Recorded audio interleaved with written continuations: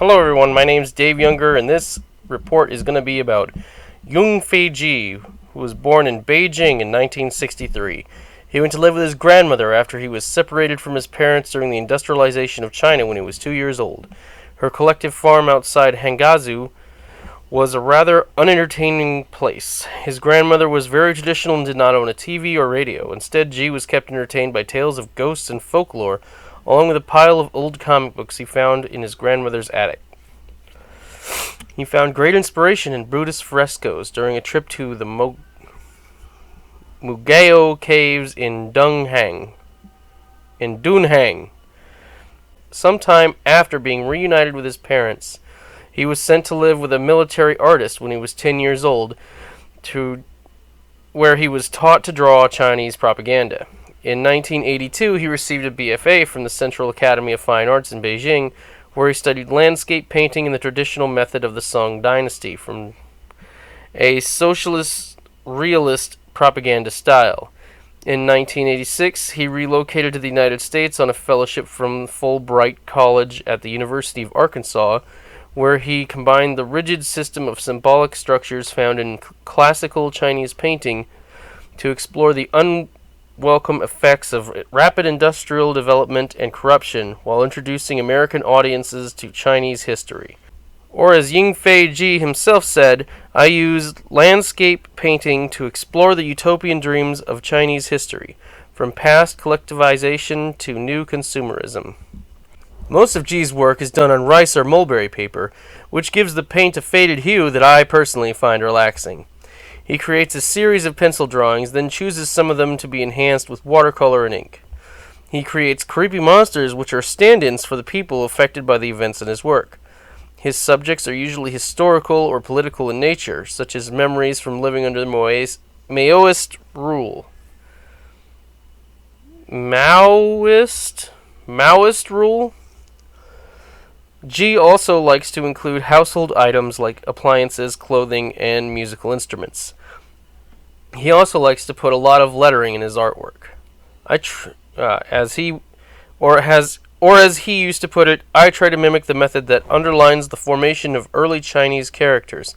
I invent forms that are like words to describe the world. Which I guess means he makes up his own letters. In 1989, he received his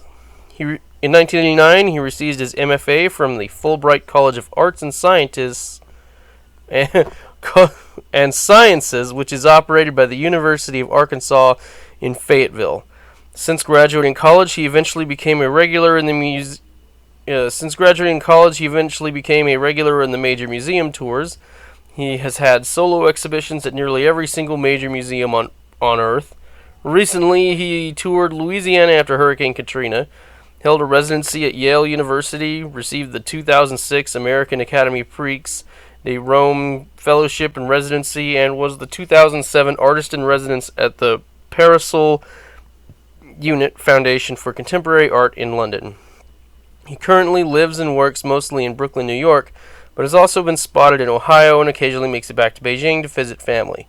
He is currently represented by the James Cohen Gallery.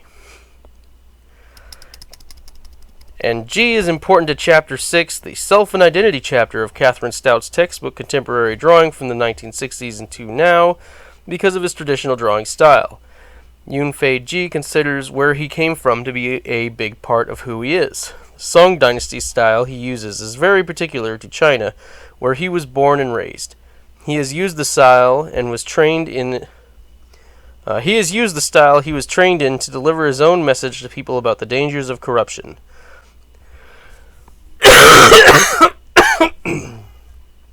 The artist that I feel is most similar to Ji is Mushewa Langa, as he also draws upon the traditional visual culture of his country, which is Africa.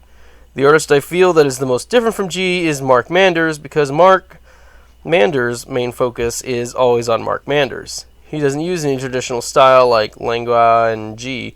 Instead, his subjects tend to be representations of how he feels or his personality.